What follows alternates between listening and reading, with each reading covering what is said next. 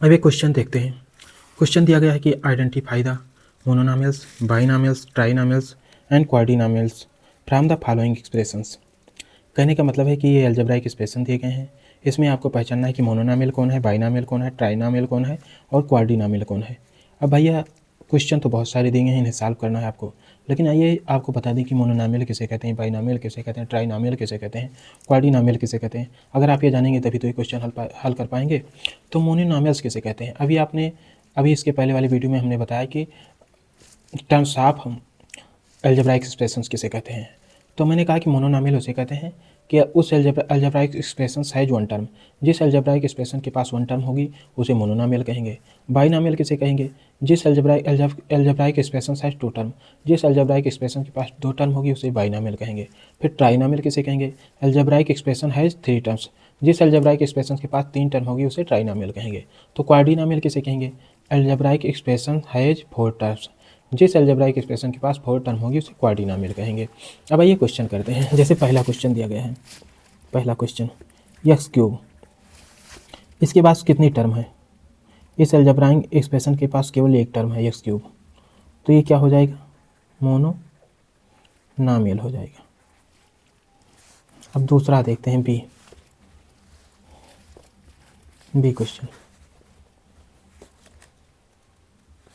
B question ऊपर कर लेते हैं, मैं देख रहा क्वेश्चन। बी क्वेश्चन है X cube minus Y cube, इस अलजेब्राइक एक्सप्रेशन के पास कितने टर्म है, इसके बाद दो टर्म है। देखिए पहली टर्म हो जाएगी एक्स क्यूब, क्योंकि माइनस लग गया तो ये दूसरी टर्म हो जाएगी। अलजेब्राइक एक्सप्रेशन में टर्म्स जो है प्लस या माइनस के चिन्ह से सेपरेट हो जाती है, तो ये एक टर्म ये हो गया, दूसरा टर्म ये हो गया। अब it has exactly two terms, कितनी, टू टर्म्स। तो जब दो टर्म्स हो गया तो ये क्या हो जाएगा, बाइनॉमियल हो जाएगा। अब सी वाला देखेंगे। सी वाला 8 धन 2 लिखा है, 8 2 मतलब 10, एग्जैक्टली कितने टर्म है, एक टर्म है।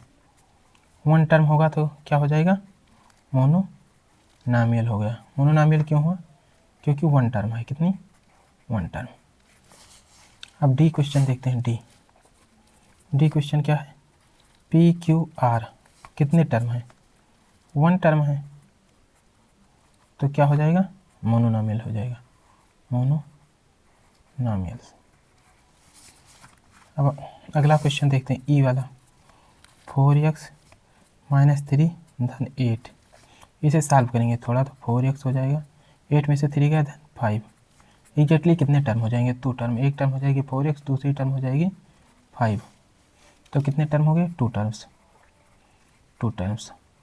और जब टू टर्म्स हुए तो क्या होगा, दो टर्म्स में बाइनॉमियल हो जाता है,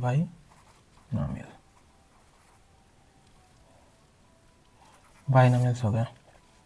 अब ये क्वेश्चन देखते हैं। अब 5a माइनस 4b धन 6, कितने टर्म है इसके, 5a, दूसरा टर्म 4b, तीसरा 6, एक थ्री टर्म्स, कितने, थ्री टर्म्स हैं। और तीन टर्म्स हो गए तो क्या होगा, ट्राइनॉमियल, क्या, ट्राइनॉमियल्स हो गया। जी क्वेश्चन देखते हैं। जी ये क्यूब धन बी क्यूब धन सी क्यूब, एग्जैक्टली तीन टर्म होंगे, कौन कौन, ए क्यूब होगा, बी क्यूब होगा और सी क्यूब होगा। कितने टर्म है, थ्री टर्म्स हैं। तो जब थ्री टर्म्स है तो क्या हो जाएगा, ट्राइनॉमियल्स। ये चौथा क्वेश्चन देखते हैं जो कि आखिरी क्वेश्चन है। इसका क्या दिया है, 3x square minus Y square, इसके कितने टर्म हैं, दो टर्म है। पहला टर्म होगा 3x स्क्वायर, दूसरा वाई स्क्वायर, तो लिखेंगे एग्जैक्टली कितने टर्म हैं, टू टर्म्स। और जब टू टर्म्स हो गया तो क्या होगा, बाइनॉमियल्स हो गया।